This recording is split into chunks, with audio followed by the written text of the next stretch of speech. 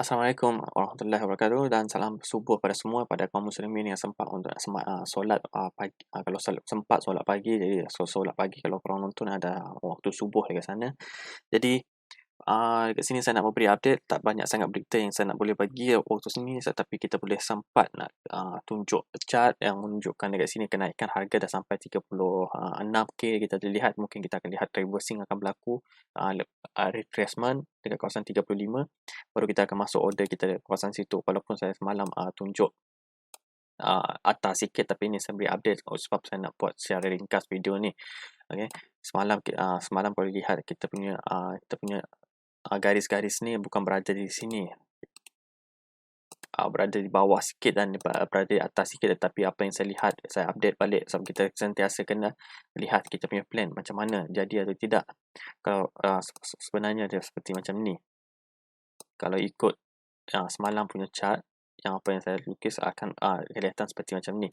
Tapi kena update, kena lihat situasi semasa.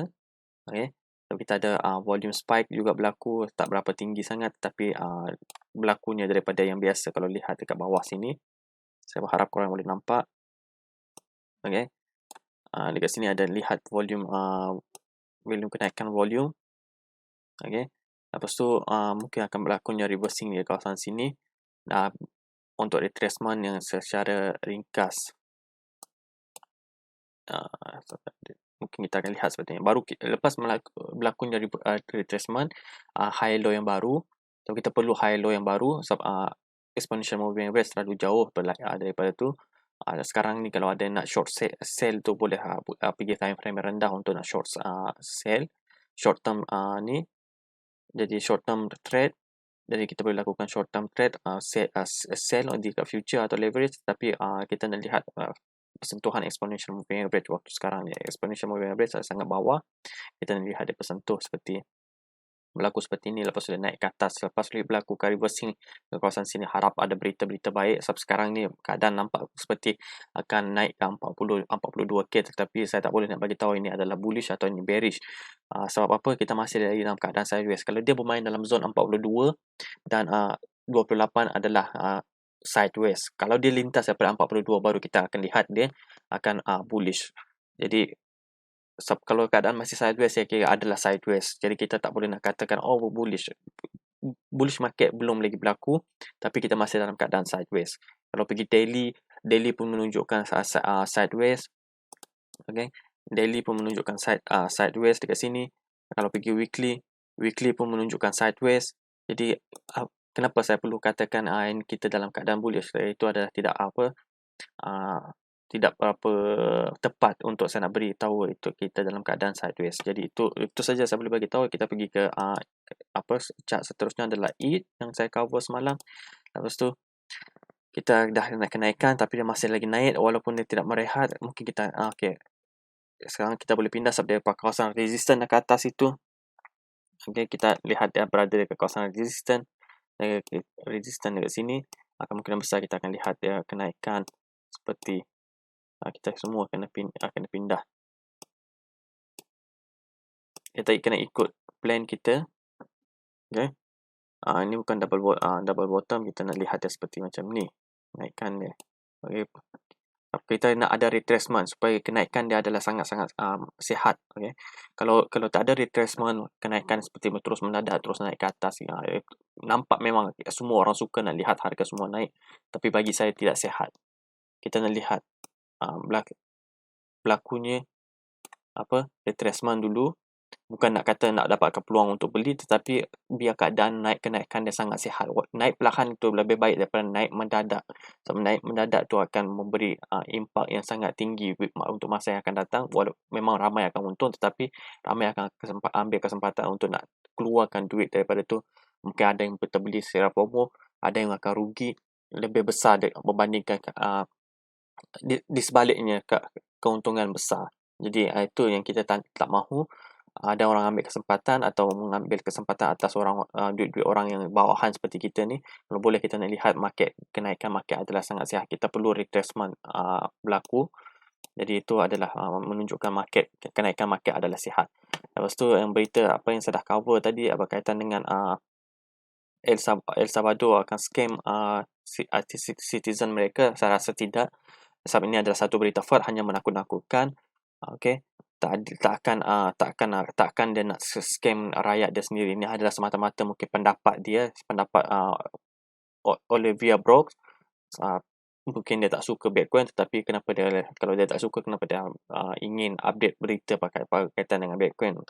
Okey, dia ada banyak berita lagi yang perlu. Cuma mungkin diubah atau untuk nak takut-takutkan orang ramai. Okey.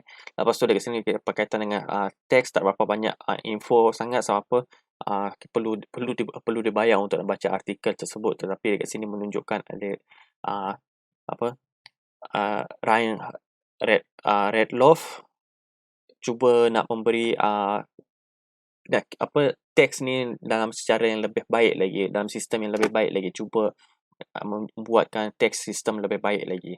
Memang ayat dekat sini tidak berapa ni sangat, tetapi maksud dia seperti macam tu. Lepas tu kita tak ada lagi berita ni. Lepas tu berkaitan dengan El Salvador punya ni,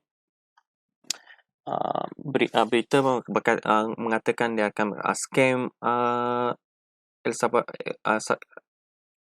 penduduk dia, rakyat dia. Sebab apa, mungkin tidak akan menerima Bitcoin yang real, apa yang dikatakan dekat sini. Akan menerima IOU. IOU ni adalah maksudnya diberi akan dipinjam atau pinjam daripada orang lain dan beri kepada rakyat. Itu adalah antara perbincangan kerajaan masing-masing. Yang apa yang kita nak pasti adalah rakyat terima $30 Bitcoin. Tapi kita akan lihat update lagi. Takkan kerajaan itu sangat bodoh untuk nak menggunakan sistem IOUs.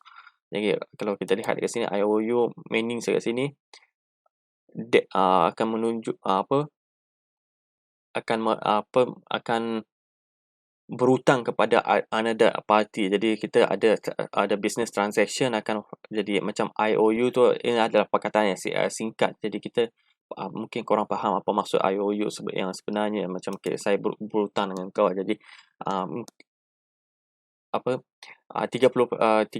ni bukan tidak akan diterima, tetapi rakyat boleh belanjakan seperti mana fiat apa semua. Tetapi mungkin rancangan ni mungkin untuk masa depan, seperti mungkin akan dilabur, kerajaan mungkin akan labur duit mereka ke Bitcoin waktu sekarang ni.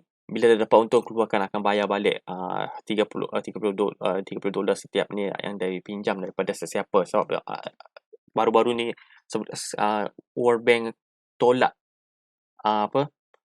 tolak nak bantu El Salvador dalam legal tender ni. Tetapi ramai yang community daripada Bitcoin yang sudi membantu. Okey, yang sudi membantu El Salvador, yang akan membantu. Kalau mereka kata kalau World Bank tak nak bantu, kita akan bantu. Jadi kemungkinan besar yang dimaksud IOU ni mungkin pihak-pihak tertentu yang ingin membantu El Salvador untuk majukan Bitcoin sebagai legal tender. Sebab apa? Masa depan lebih cerah lagi. Kalau dia pinjam $30, okey, kalau dia pinjam $30, ini adalah sebagai percuma. Sebab apa? Kalau waktu sekarang dia beli, masa akan datang naik ke 65, okey, dia ada Bitcoin. Jadi $30 ni sebagai percuma. So, dia akan dapat lagi 30 dia baru bayar hutang, dan 30 akan modal yang dia pinjam tu dia dah ada dalam tangan dia. Seperti apa yang kata. Tapi bagi saya, dia tak akan scam rakyat dia. Dia cuba nak membantu rakyat dia dekat sini. Memang dekat sini dia tunjuk dekat sini, tapi dekat sini ada satu topik mouse ni tak nak bergerak pula. Okey, dekat sini ni ada tajuk El Salvador government will try to scam citizens. Bagi saya tidak. Saya akan ni cuma ada cerita berita fraud. Jadi saya ucapkan terima kasih kerana sudi menonton. Jadi itu sajalah saya boleh bagi update berkaitan dengan BTC dengan ETH waktu sekarang ni, waktu pagi ni. Tapi kita tak akan lihat, masih lagi dalam keadaan masih sideways. Okey. Lihat dekat sini masih dalam keadaan sideways lagi. Ini adalah zone sideways bagi saya. Kita nak lihat dia, kalau dia nak lihat dia dalam keadaan bullish, kita nak dia lintas daripada 42k dulu, baru kita dalam keadaan bullish market. Jadi saya ucapkan terima kasih sekali lagi pada sudi yang menonton dan jumpa lagi pada video yang akan datang. Bye-bye.